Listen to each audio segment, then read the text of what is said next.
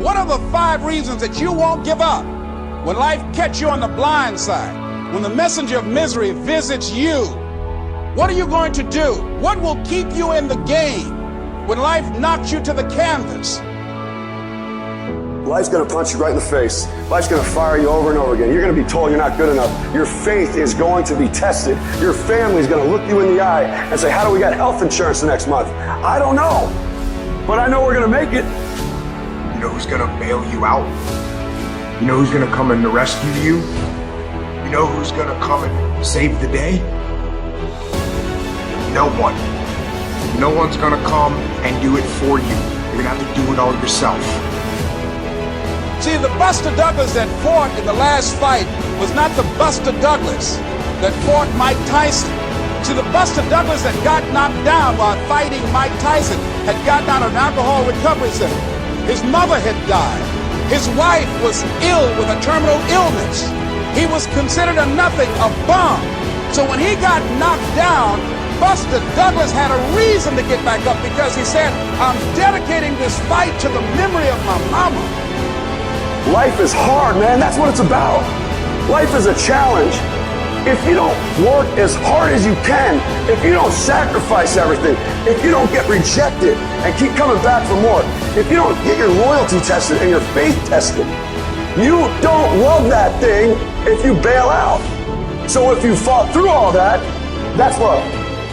So you got to have some reasons that when life knocks you down, and it's going to. Hello, it's going to knock you down. When people disappoint you, and that's going to happen. When they betray you, and that's going to happen. When they lie to you, and that's going to happen. When they say, oh, you can count on me, and they won't show up, and that's going to happen. When you want to throw in the towel and give up yourself, and that's going to happen. When life collapses on you and catch you on the blind side, what reason can you remember that you can call on, that you can reach on, that can make you get back up? Find that reason. So life had knocked me down. I said, life, I'm doing this because I want to make my mama proud of me. I'm doing this because I want my children to have a better life than what I had. I'm doing this because all my life I've been told I'd be a loser, that I wouldn't make it. I'm doing this to make them a lie. I believe, like Frank Sinatra, he said the best revenge in life is massive success. I'm doing this so I can become massively successful.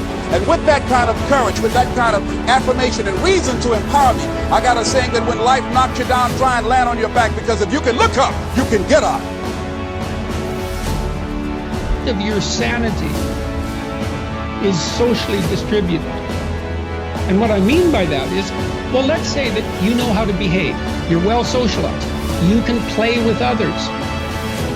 Now, I said already in this conversation, if you didn't learn to play with others between the time you were 2 and 4, you will never learn. The psychologists have beat their heads against the wall trying to rehabilitate antisocial children. They can't do it after the age of 4. Is it because areas of the brain just don't develop? Well, it seems to be partly because the kids fall farther and farther behind. So let's say you make the leap from egocentric dependence on your mother at 2 and 3 to immersion in a peer group.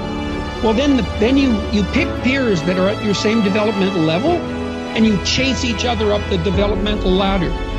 And the longer you're out of that, the farther you fall behind. And so, you know, kids, 5-year-old kids might come across another 5-year-old kid who tends to cry too much if they don't get their way. And they'll say, we don't want to play with the baby. And what they're saying is, we have to find someone who's at our developmental level, shares our developmental horizon, so that we can mutually scaffold our further development. Now, they're not going to say that, obviously, but that's the situation. And kids test each other out when they first meet, so do adults. Game. Can you play? Are you playing at the same level as me? I'm playing my game at the level that will further my development. Can you play along with me? If not, well, maybe you're lower in status and I can pull you up as a mentor. Maybe you're higher in status and I can learn from you, but if you're a peer, we can play together. Anyways, if you're acceptable to your peers and you behave well, they'll accept you. And then they tell you all the time if you're acting appropriately. You know, if your jokes are funny, if you're dominating the conversation, if you're bringing something of value to the table. And all you have to do is pay attention to the social cues, and you'll keep yourself regulated.